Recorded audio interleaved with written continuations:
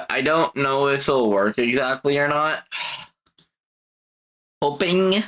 I think I got it proper. But, like, basically, it came out with a patch recently.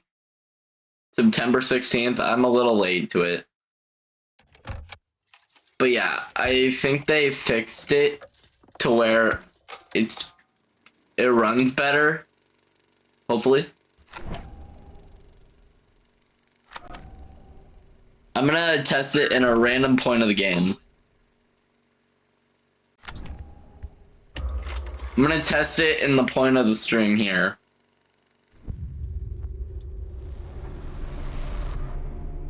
And basically we're gonna like try to like tweak up some settings and stuff. If I can figure it out.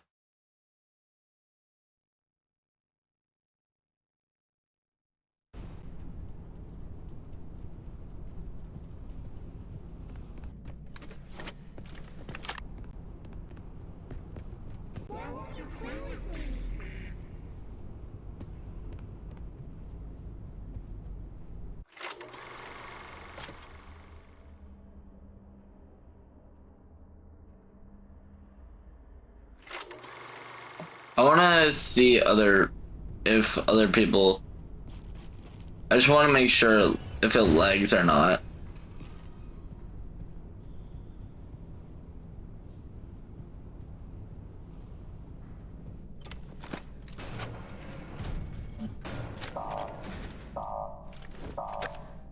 Man.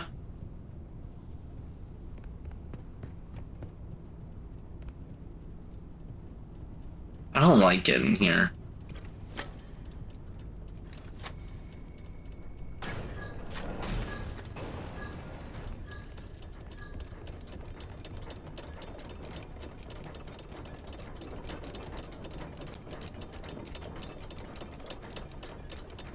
Is it laggy in here anymore?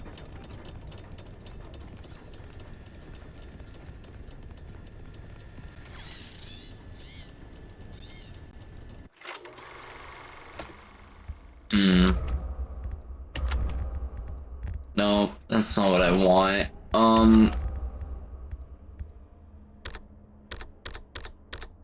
Well, if I put it at 60.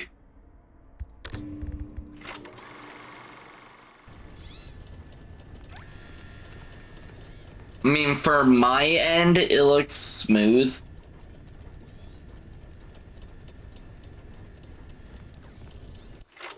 It looks smooth on my end.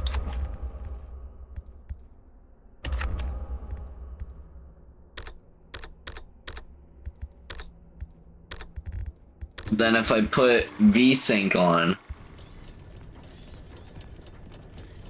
whatever that does.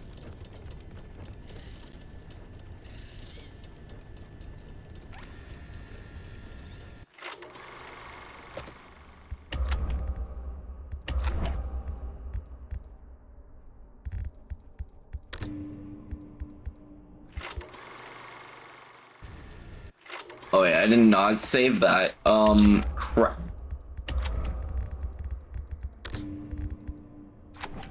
Minus the brightness thing. Alright.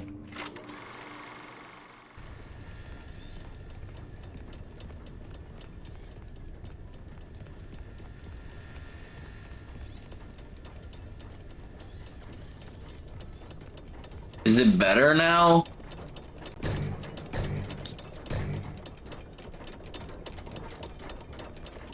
Oh my god.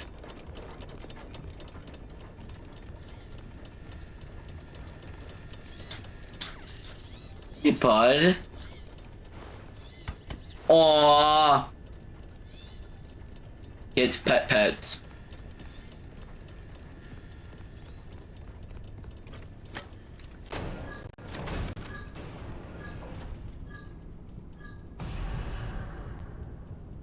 Something's in here, I don't like it.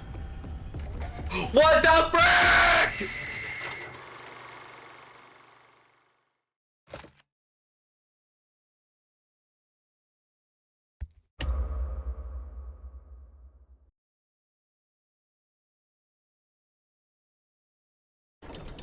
Absolute cinema!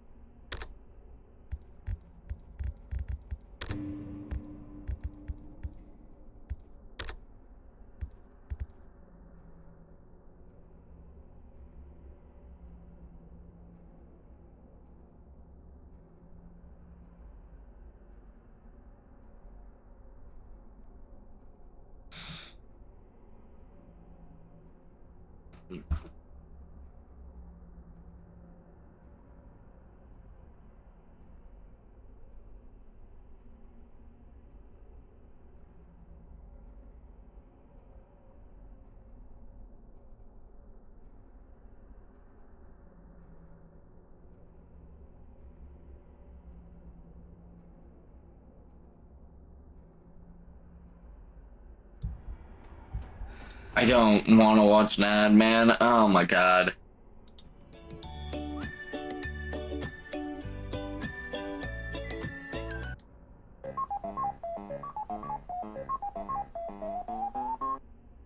So you're new to PC gaming, or you just like to enjoy your games as you would on a console without having to spend hours upon hours learning everything there is to know about the technical side of things. But there's this one checkbox that keeps haunting you: VSync.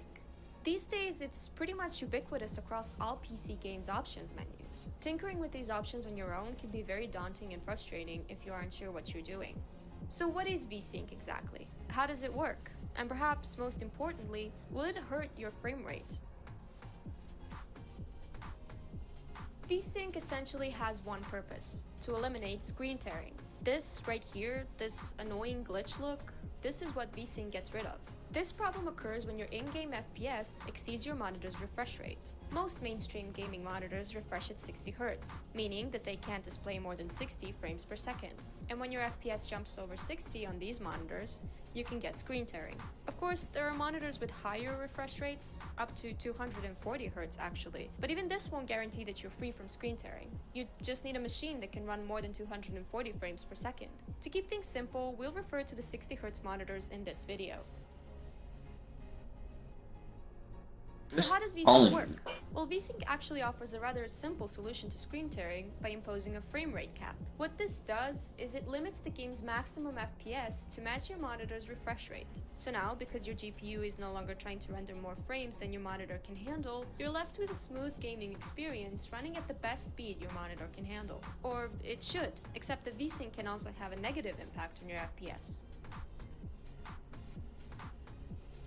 So how can VSync negatively affect your FPS? We've already mentioned the frame rate cap and how it matches your refresh rate. But the sad truth is that VSync can actually reduce your FPS even further, as low as 30 FPS in fact, should your GPU fail to consistently render a stable 60 frames per second. Triple buffering can solve this problem, but it can also cause other issues. So what can you do to ensure your gaming experience is the best it can possibly be? Well, the best option would be to use one of the VSync alternatives.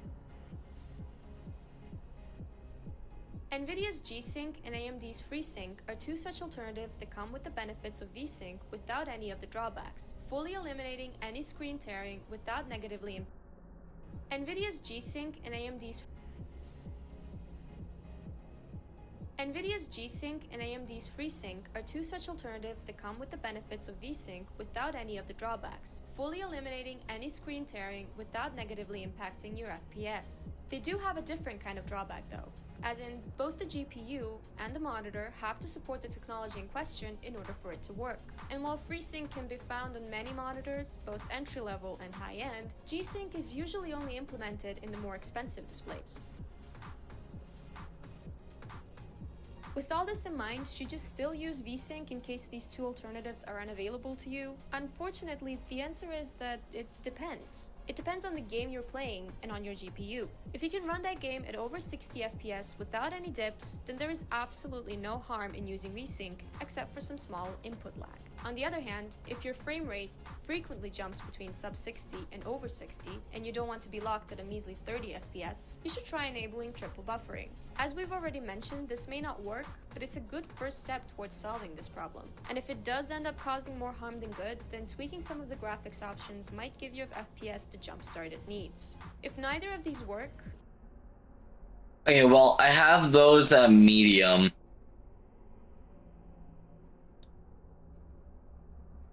Okay, my internet actually ping like ass right now. I am so sorry for that.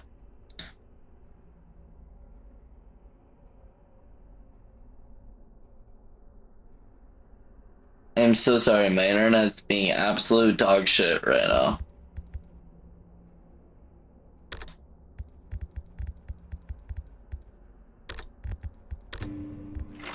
Okay, how does high look?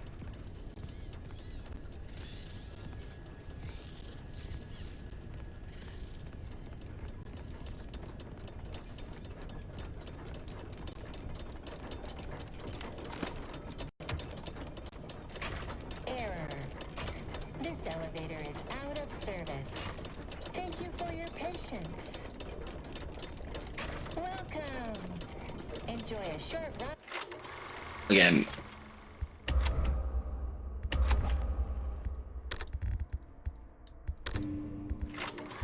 Alright, let's On this try. reliably safe elevator to access the MCM showrooms.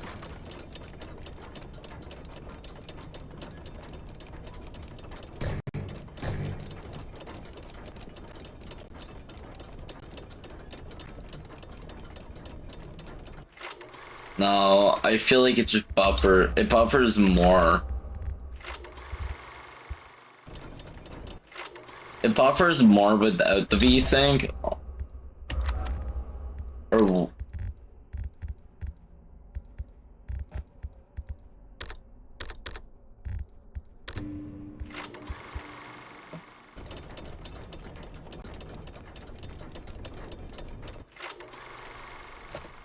it's not terrible.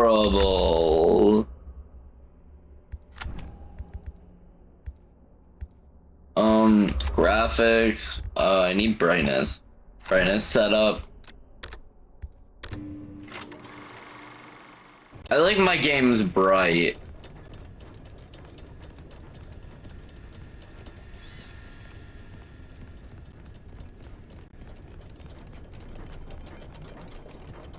Can I get down? Damn.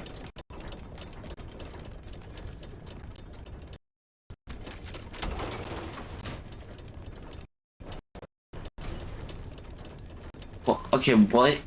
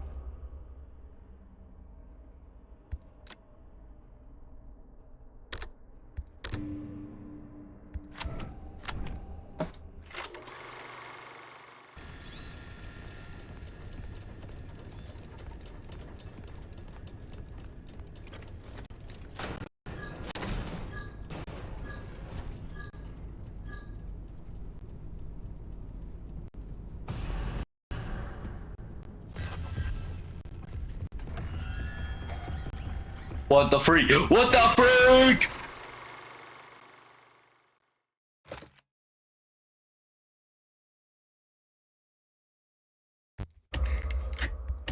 Okay, what is up with the audio though? The audio is also an issue.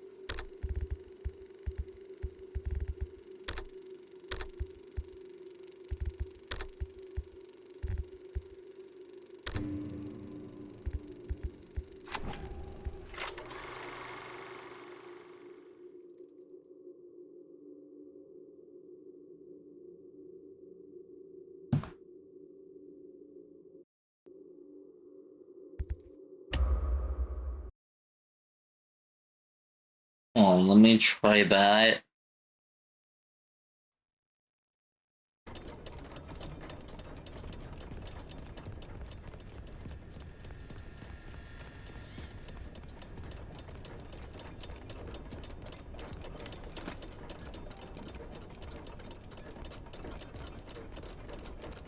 I'm not getting any audio bugs. That's one problem solved.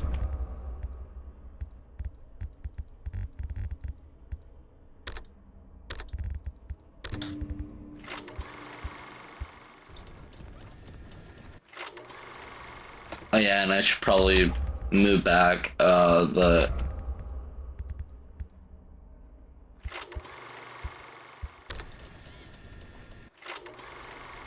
should probably move this back.